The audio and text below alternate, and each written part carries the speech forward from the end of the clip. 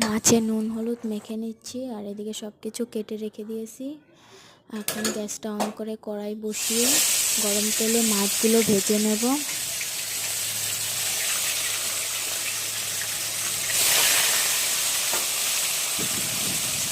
ভালো করে উল্টে পাল্টে ভেজে নেব এখন লাল লাল করে।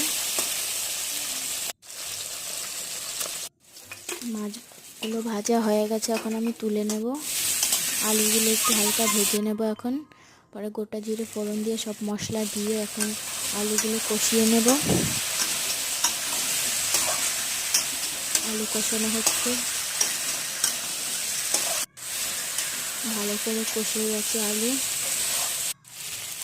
এখন আমি জল দিয়ে দেব।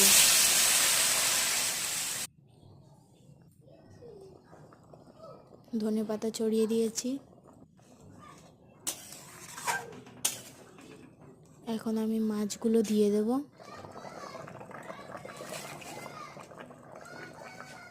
মাছগুলো দিয়ে একটু নাড়িয়ে নেব। এখন আমার তরকারিটা রেডি হয়ে গেছে।